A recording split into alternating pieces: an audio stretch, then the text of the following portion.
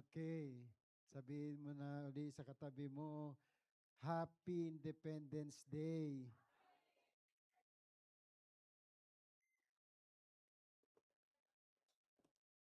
Amen. Sino rito malaya? Pumalakpak nga ng malakas ang mga pinalaya ng Panginoon. Glory to God. Yan lang ba ang kaya niyong ipalakpak para sa Diyos? Buhay ang Diyos. Amen. Kaya dapat may buhay din tayo. Glory to God. At itong June, pag-uusapan natin mga susi. Amen. Susi na binigay ng salita ng Diyos. Hallelujah. Sino rito may dalang susi? Sige nga, ilabas ang mga susi. Sige, taas natin. Lahat ng may dalang may susi. Taas natin. Yan.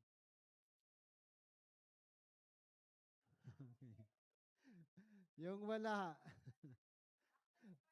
Ha? Wow, high-touch. Access card. Susi rin yan. Amen. Taas mo. Magge-gesture tayo ngayon. Amen?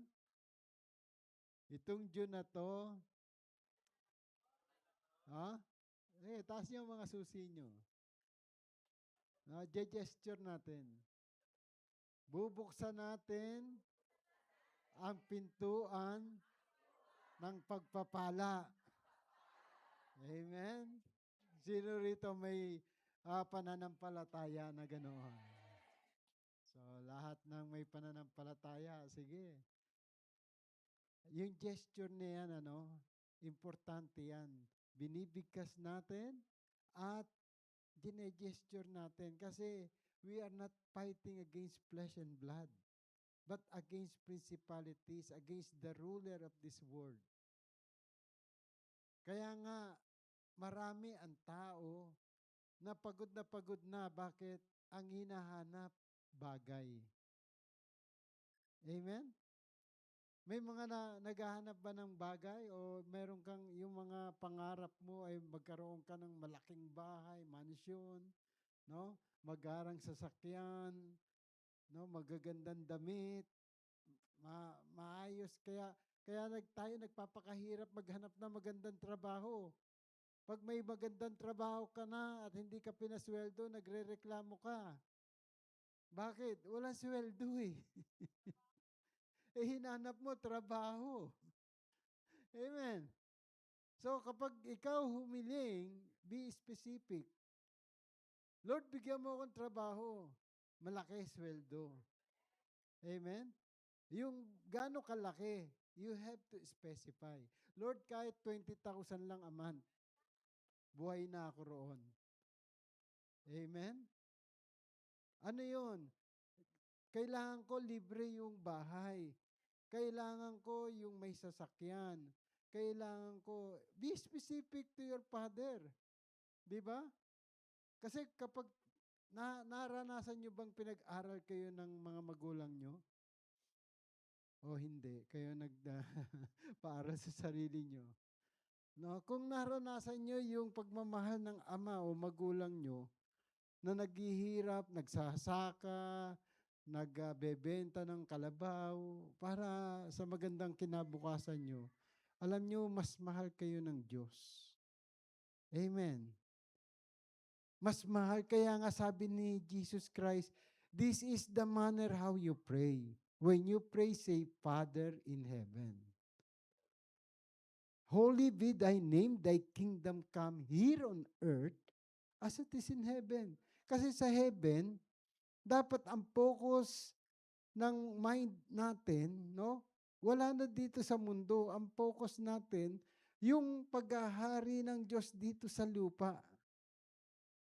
Paghaharian ka ng Diyos.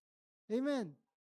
Hindi ikaw ang maghahari at gagawa ka ng Diyos mo. Amen?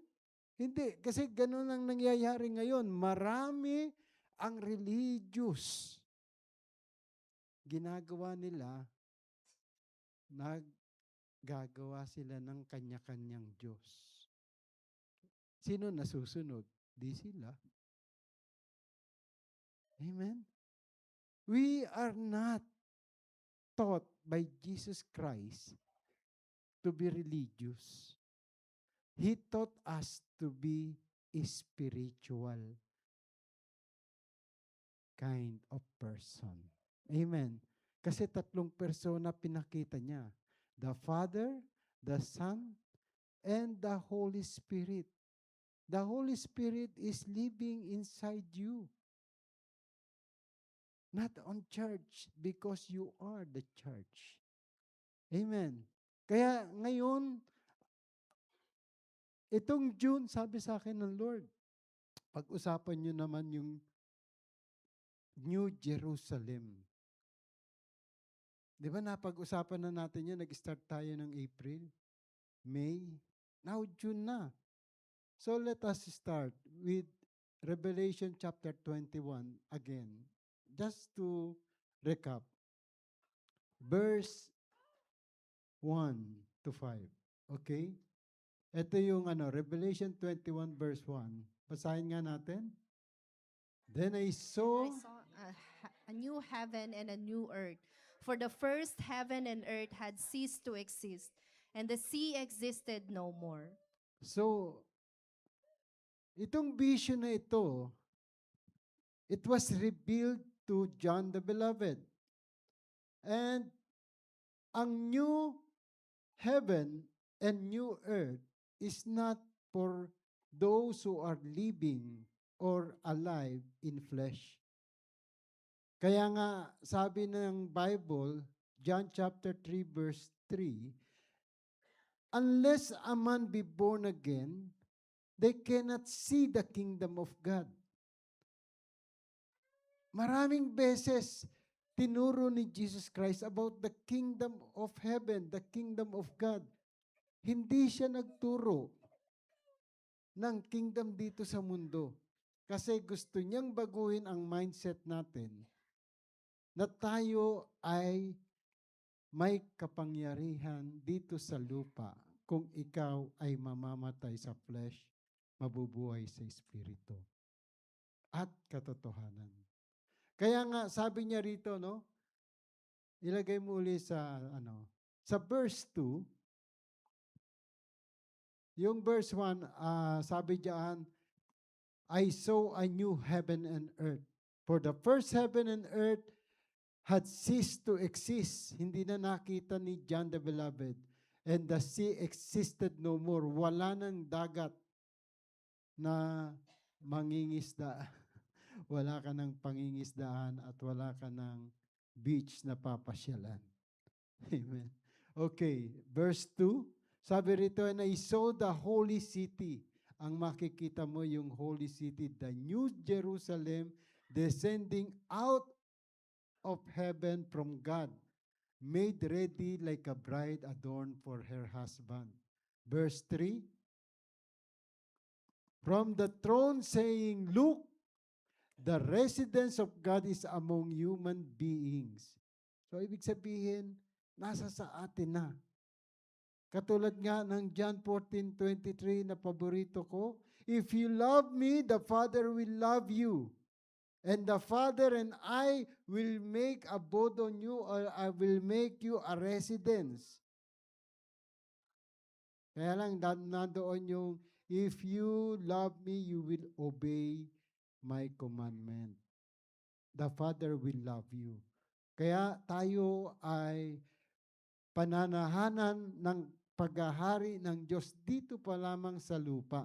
He will live among them and they will be His people. And God Himself will be with them. Yan po yung pangako ni Jesus, no? John 14:17. Kaya sabi niya, I will give you another comforter which will be with you forever. The Spirit of truth. Hindi ka hiwalayan ng Espiritu ng katotohanan. Kaya akala mo konsensya? No. Because of your word, makukonsensya ka. The word that became flesh. Yung tinanggap mo na salita, pamula kay Jesus Christ at nilagay mo sa puso mo, yan ang magkokontrol dito sa utak mo. Kaya contrary ang spirito sa flesh. Kasi lahat ng nararamdaman mo, naririnig mo, naaamoy mo, nakikita mo is from flesh. Pero ang espiritu, yan ay nararamdaman mo deep inside from your heart. Amen? Kaya, okay, balik mo ulit roon sa ating, okay. Sa verse 4, sabi rito, He will wipe away every tear from their eyes and death will not exist anymore. Kaya inaalala natin sa communion, yung sinasabi ni Jesus Christ, hindi ka na mamamatay. You have eternal life. Kaya dito sa lupa pa lamang, ang mindset mo, hindi na dito sa panlupa kasi mawawala ang flesh. No? Kaya sinabi niya sa Matthew 6:33, seek ye first the kingdom of God, not the things here on earth. Kasi lahat ng bagay dito mawawala. Seek ye first the kingdom of God and His righteousness. And all that you needed will be added unto you. Ano ba pangangailangan mo ngayong hapon na to? Gusto mo additional lang? Kung may kotse ka, dadagdagan yan. Amen? You cannot outgive God. Amen? Kung may 10 ka ngayon, dadagdagan, gagawin niyang 100. Sino naniniwala? Kung meron kang 100 million sa bangko, dadagdagan ng Lord yan ng 100 million more. Grabe naman. Ha? Kung meron kang maleta na kukunin sa'yo yan kung galing sa masama. Babalik mo yan. Amen. No, the thing is, huwag tayo na maging focus sa mundo, sa mga bagay. Kasi kapag ang puso mo nasa treasure dito sa mundo, sabi ng Lord, nandoon, ang utak mo nasa treasure dito sa mundo, ang puso mo nandoon din. Where your heart is, there is your treasure.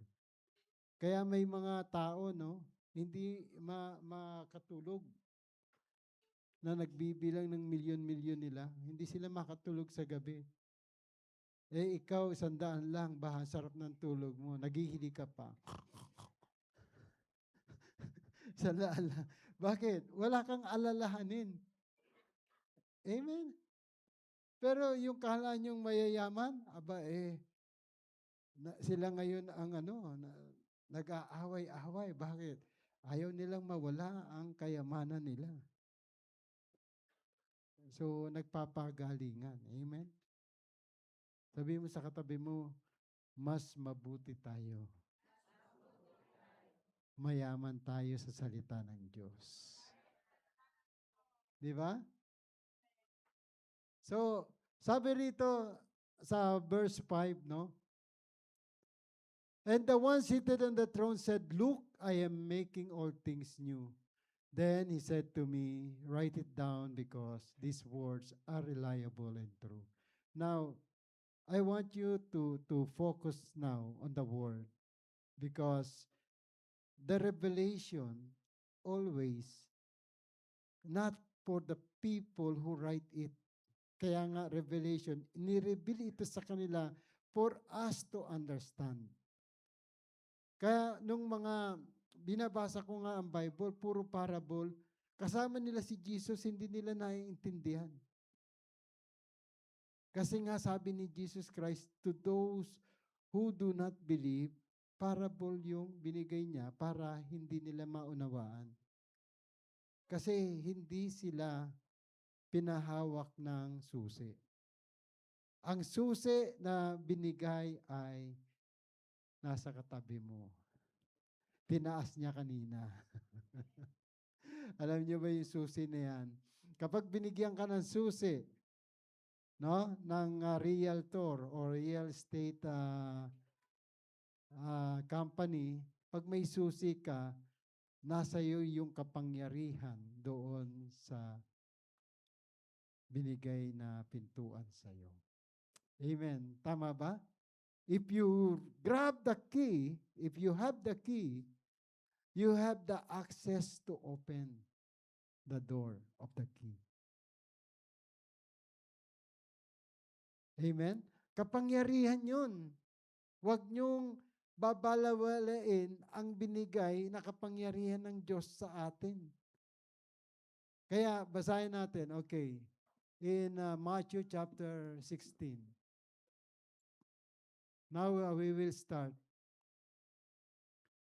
When Jesus came to the area of Caesarea Philippi, he asked his disciple, "Who do people say that the Son of Man is?" Basahin niyo sumunod, verse 14. They answered, "Some say John the Baptist, others Elijah, and others Jeremiah, or one of the prophets." Verse 15. He said to them, "But who do you say that I am?" Verse 16. Simon Peter answered, "You are the Christ, the Son of the living God." 17. And Jesus answered him, "You are blessed, Simon, son of Jonah, because flesh and blood did not reveal this to you, but my Father in heaven." 18. And I tell you that you are Peter, and on this rock I will build my church, and the gates of the Hades will not overpower it. Hades means hell. It will not overpower it. And verse 19, sabay-sabay tayo. I will give you the keys of the kingdom of heaven. Whatever you bind on earth shall be bound in heaven, and whatever you loose on earth shall be loosed in heaven. So, meaning, may keys o tatlong keys akong nakita na binigay o bakit binigay ng Diyos ang kapangyarihan kay Peter.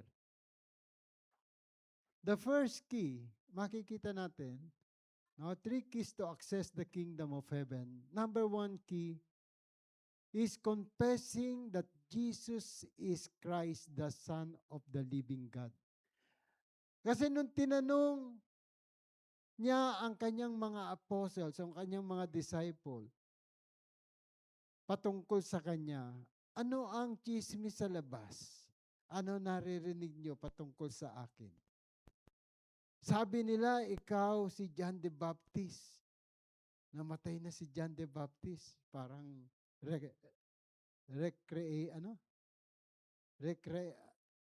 ayun, ganun. Reincarnation. Okay. Tapos sabi, ikaw daw si Elijah. Ikaw daw si Jeremiah. Sabi, ikaw daw ay prophet.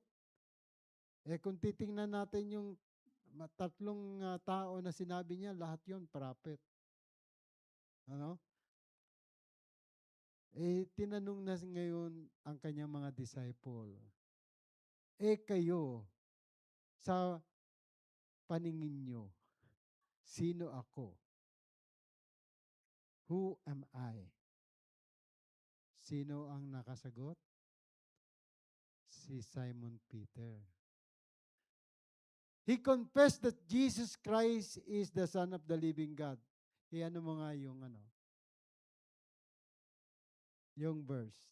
Okay, Simon Peter answered, "You are the Christ, the Son of the living God." Matthew 16:16. Alam nyo, may kapangyarihan ng confession. Pag sinasabing siya yung Christ, alam nila na darating ang Christ during that time. Katulad ng babae in the well, okay, John chapter 4. Ito po yon. Verse 23. But the hour cometh and now is. No, remember, ito yung time na si Jesus Christ nandoon at nandoon sa well na ginawa ni Jacob. May babae roon nakaupo at kumukuha ng tubig at humingi siya ng water. Sabi niya, babae, bigyan mo ko ng tubig. Sabi ng babae, hindi pwede, Jew ka eh. Pilipino ka, ako, taga rito, manghihingi ka sa akin. I am a Samaritan. Hindi pwedeng mag-mingle ang Jew tsaka sa Samaritan.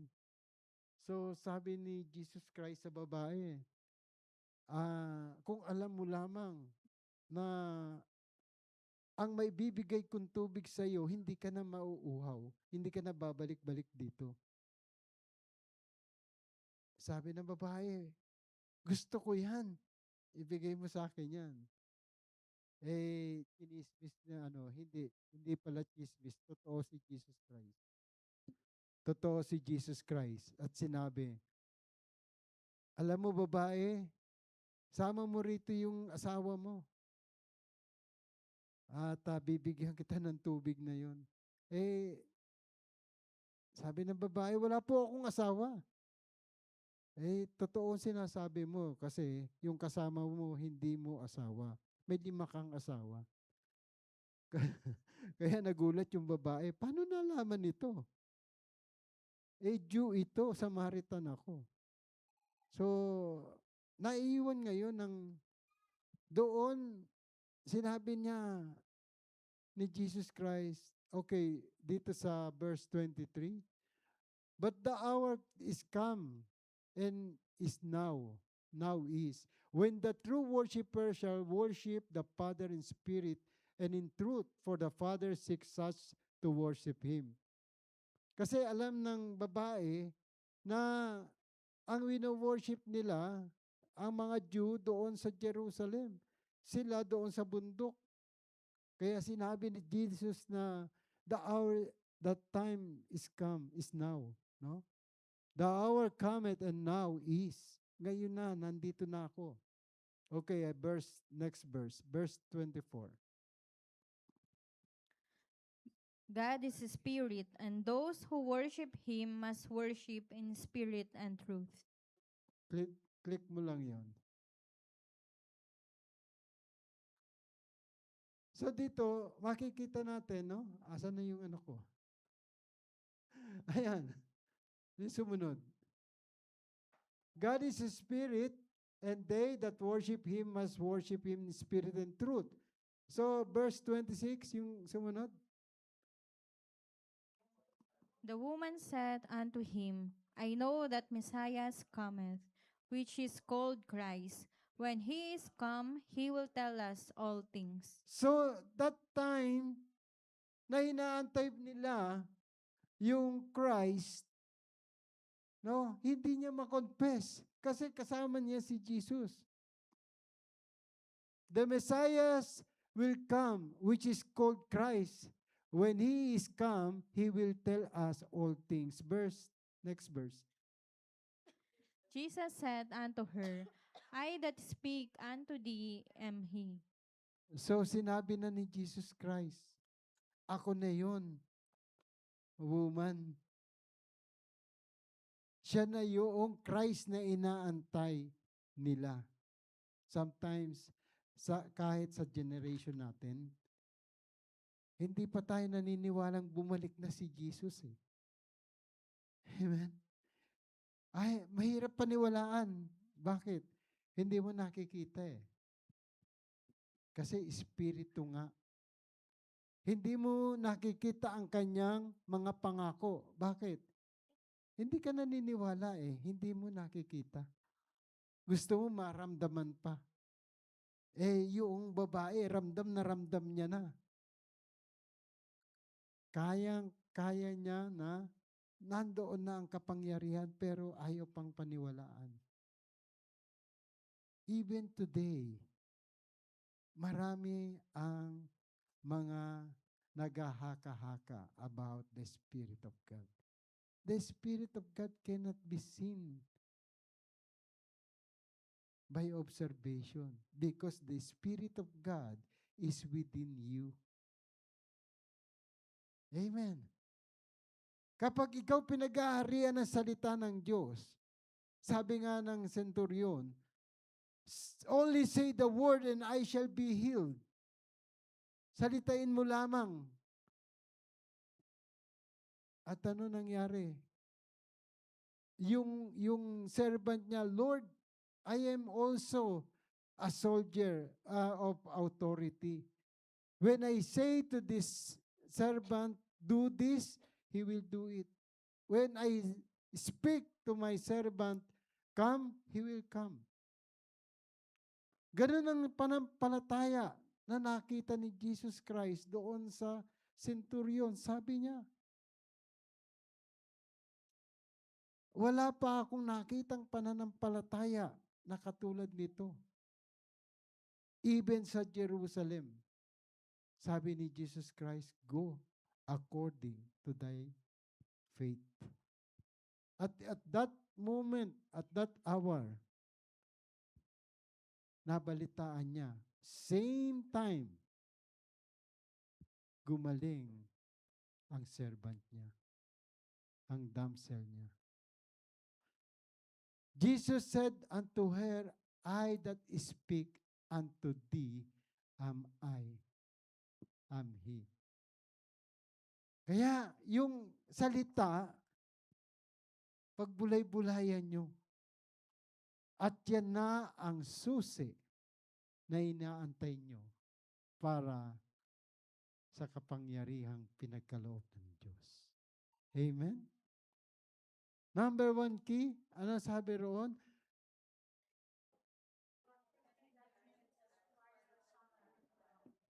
He is the Son of the living God. Amen. Okay. Tuloy-tuloy tayo. Nasaan na ba ako?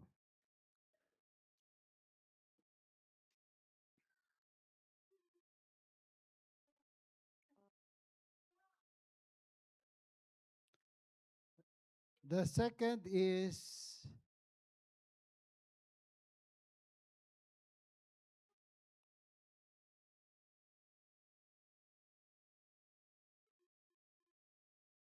the second key that I saw here is in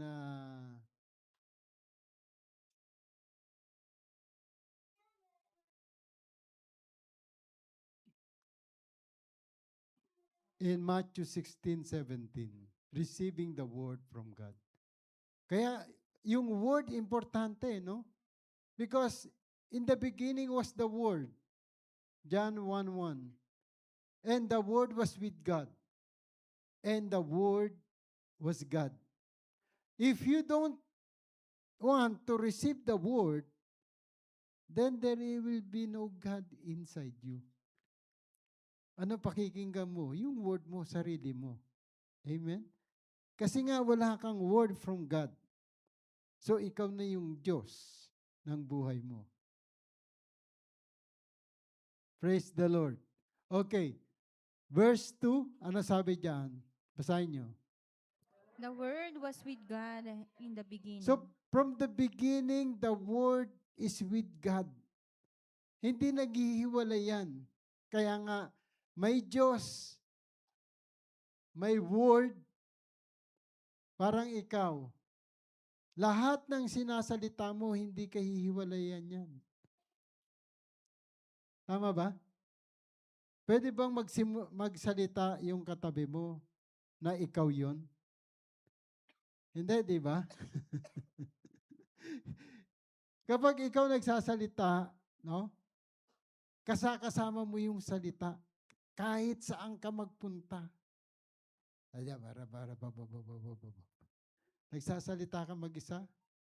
Hindi, kasama mo yung salita. Wherever you go. Kung ano yung nasa puso mo, yung sasalitain mo.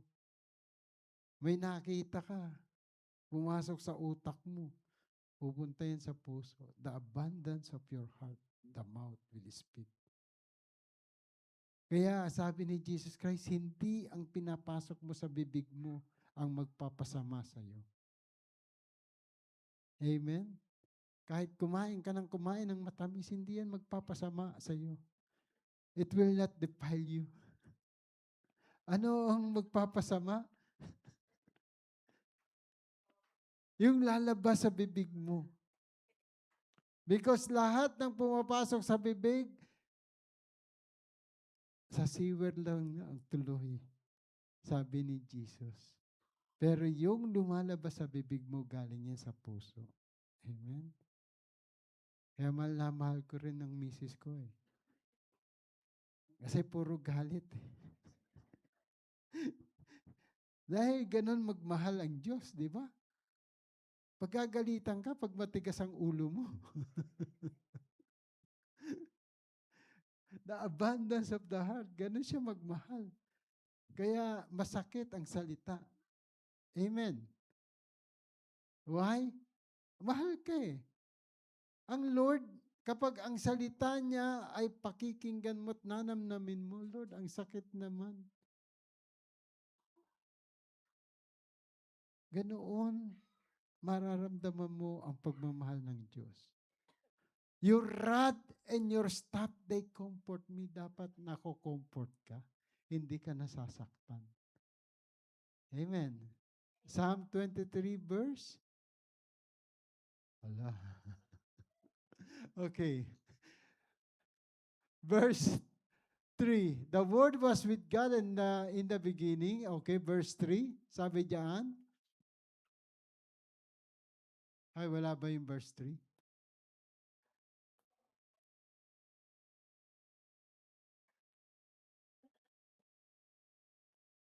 So, receiving the Word, ano?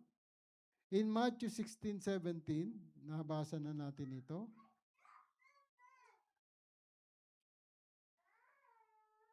And the Word was with God in the beginning. Okay? But to all who have received Him, verse John 1:12, those who believe in His name, He has given the right to become God's children. Ibig sabihin talagang, if you receive the Word and believe in this Word, you have the access to become children of God. Sa verse 13, not of natural descent, nor of human decision or husband's will, but of God. Kaya yung susi na meron ka, no, the Word itself, will going to unlock the secret of heaven. Only children can access to the gate of His Father, to the property of the Father. Bakit? Kapag hindi ka tiga roon, sisitahin ka ng 12 apostles. Nasa gate yan eh. Yung binasa natin sa Revelation 21, they are the foundation. The names of the 12 are there. Kung kayo naghirap papayagan nyo ba yung mga pabanjing-banjing na makaka-access doon sa kaharian ng Diyos? Di ba? Pinahirapan, lalo na si Peter. He was crucified pati wari. Tapos ikaw paupo-upo lang dyan, pakinig-kinig ka lang dyan, wala kang ginawa para sa kaharian ng Diyos, papapasukin ka. Amen? Relax ka dito sa mundo. Tapos si Peter nagpakamatay para marinig natin ang salita ng Diyos ngayon. Gagawin mo? Papapasukan ka kaya ni Peter. Baka pag nakita mo si Pastora Lani ron, hindi ka oy, ako naghirap. Sobra-sobra. Amen? Baka siya yung kasi yung precious stone, yung mga pangalan natin na nandoon. Sabihin mo sa katabi mo, hindi tayo yun. Amen. Kasi kailangan may gawin tayo to do the purpose of God. Magkaroon ng purpose kung bakit ka nabubuhay. Hindi yung nabubuhay ka para kumain lang. Man does not live by bread alone, but by every word that proceeded out from the mouth of God. Amen. Kaya nga hindi natin pinupursue ang things. Ano ang dapat nating ilagay sa puso't isipan natin? Ang paghahari ng Diyos. Amen. So, those who believe, those who receive Him, hindi ka maniniwala, hindi mo siya matatanggap. Ang matatanggap mo lang yung salita niya. Kapag tinanggap mo, ang sakit ng salita nito, tinanggap mo, mako-comfort ka. Amen? Bakit? Malalaman mong mahal ka niya. Ayaw kanyang mapahamak. Kaya yan yung susi kung gusto mo na masaganang buhay. Amen. Kahit na nga Kristiyano na no? Minsan sila pa nag-aaway. Bakit? They are scared of death dito sa mundo. May ginawa ng mali. Okay. Hanga ako sa isang senador. Tinayuan niya yung kasalanan. Mahirap yung natatakot. Nagiging Judas. wala akong wala akong sa Senado, pero I love them. Kasi natutuwa ako sa drama ng mundo. I like the dramas. Pero kung katotohanan lamang ang mananatili, lalo na sa Pilipinas, wala sigurong magiging mayaman. Ang maghahari lang ay ang Diyos. Amen? Lalo tayong lahat payayamanin ng Diyos. Alam niyo ba yung mga yan? Naalala ko yung prophecy ni Cindy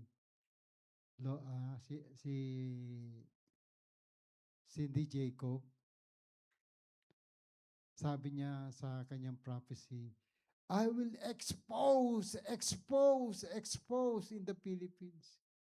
I-expose niya yung mga maruruming ginagawa sa gobyerno. Kaya makikita natin, no? Unti-unti nang napaprophesy yung Pilipinas. Kasi sinabi ang Pilipinas talagang aangat. And the New Jerusalem nasa sa ating puso. Kapag nabago lahat ng Pilipino, nagkaroon ng takot sa salita ng Diyos, then the key for prosperity, the key to power, to access in the kingdom of God is at hand. Ano lang ang sabi? Sa Matthew chapter 14 ba? Okay. Tingnan ko lang,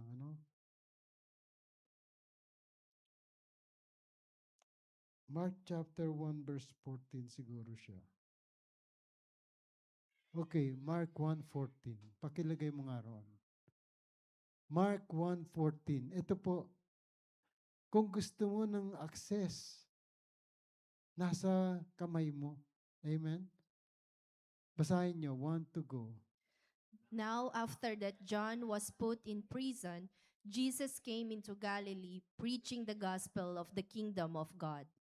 Then, verse 15, the next verse.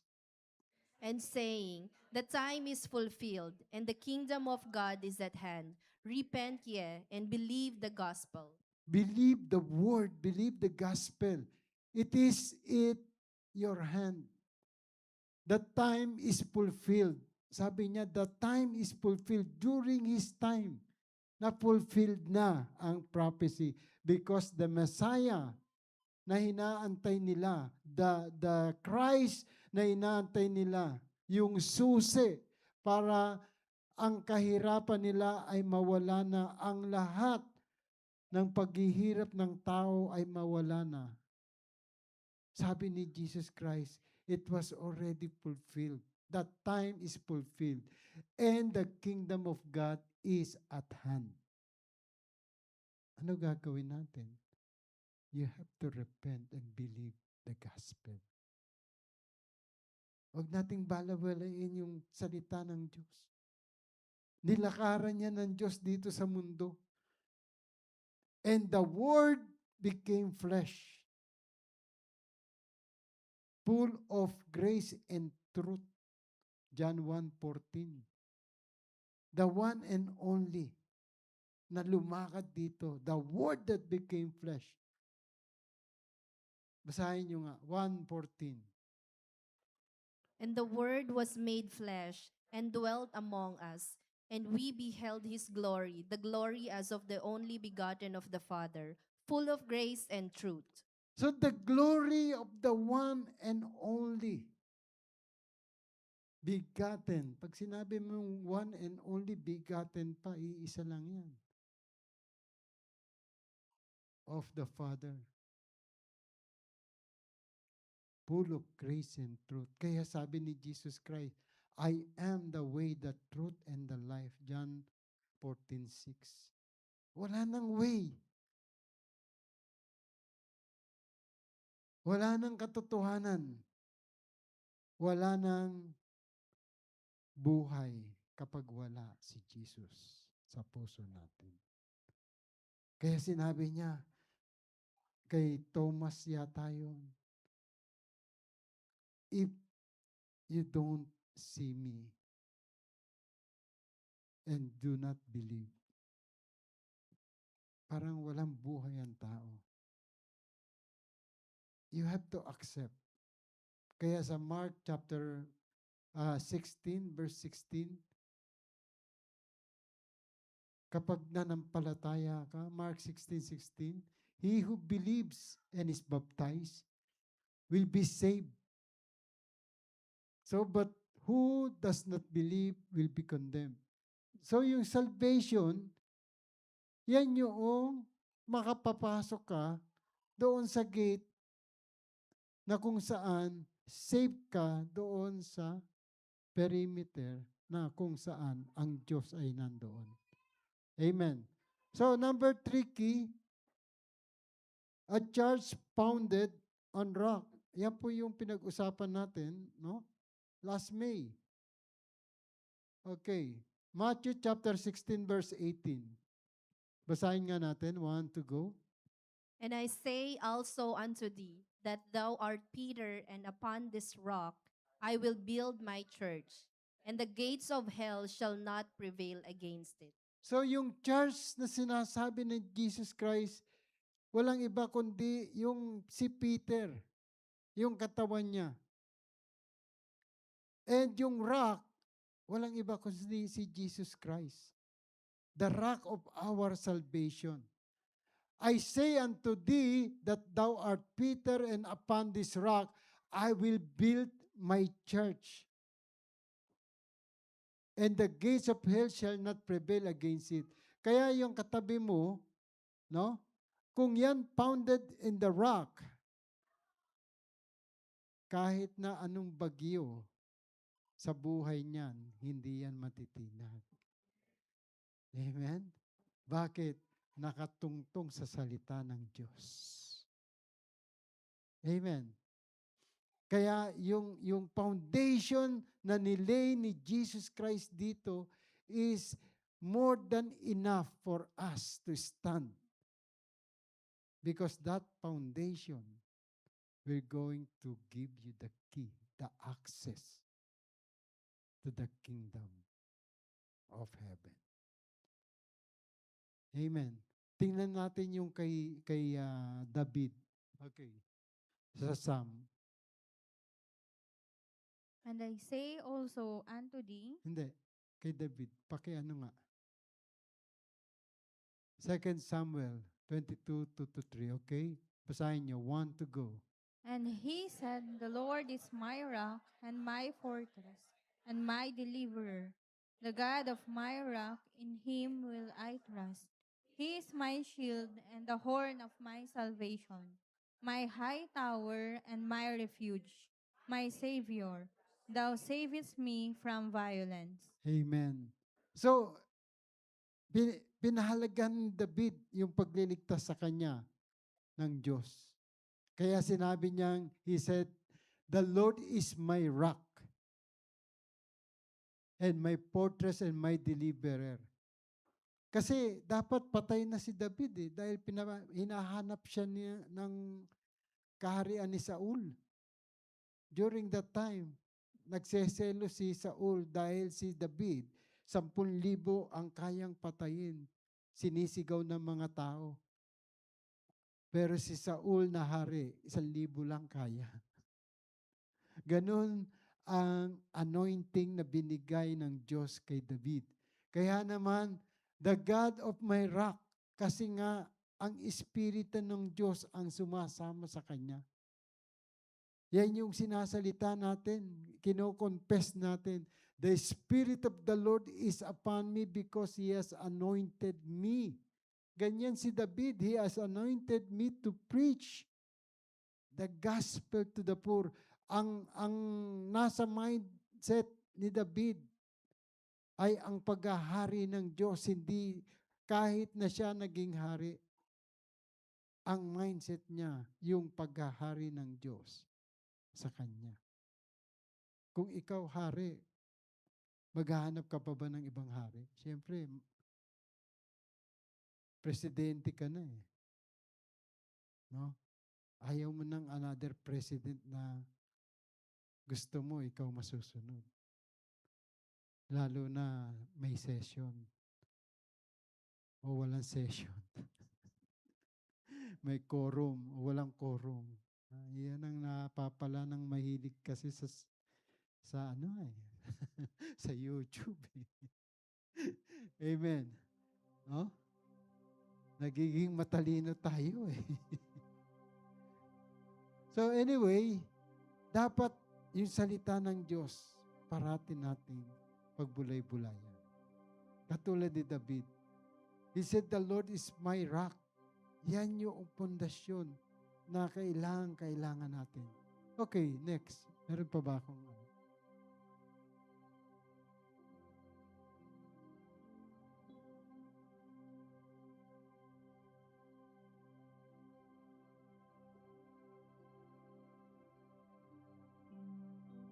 Kaya yung sa 21 na verse 6, ayan, sabi roon sa verse 6 na binasa natin, from 1 to 5, sa verse 6, sabi niya, He also said to me, "It is done." Sabihin mo nga sa katabi mo, finish na. Sa finish line ka na. It is done. Andoon si Jesus Christ sa puso mo. Tanggapin mo na lang. Amen? Yung salita niya ang magbabago sa iyo, hindi religion. Relasyon. Amen. Kapag mahal mo ang salita, susundin mo yung salita. Pero kung ayaw mo, kahit anong pilit ng salita sa iyo, hindi mo paniniwalaan. Bakit? Wala kang pagmamahal sa salita. Sino rito nagmamahal? Sino minamahal nyo?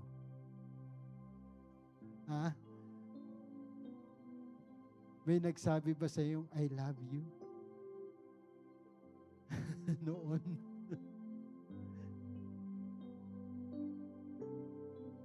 At nangako sa iyo.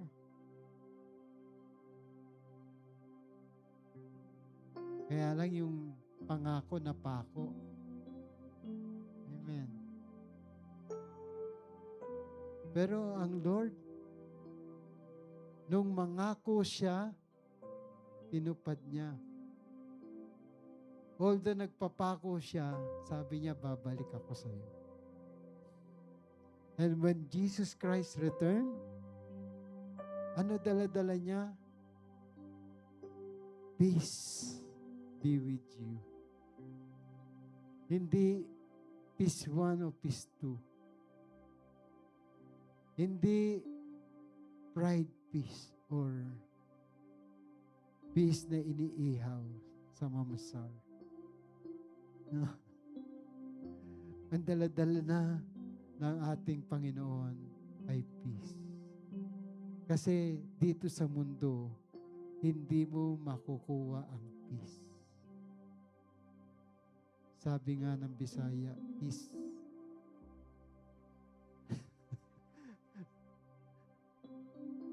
Amen? Pero ang dala-dala ng Lord, peace be with you. The Father has sent me, so I sent you. I am the Alpha and the Omega, the beginning and the end.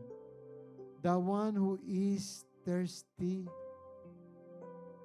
I will give water free of charge. Yan yung sabi niya doon sa woman in the well. Woman, kung alam mo lang ang tubig na dala-dala ko, hindi ka na pabalik-balik pa sa well na ito. I will give water free of charge from the spring of the water of life. And this is how He opened the heaven to Peter. Upon this rock, I will build my church. Glory to God. Let us all stand. The Lord is my shepherd, I shall not want. He makes me lie down in the green pasture. He leads me beside quiet water. He restoreth my soul. He leads me to the path of righteousness for His name's sake. Though I walk to the valley of the shadow of death, I will fear no evil. For you are with me, your rod and your staff, they comfort me.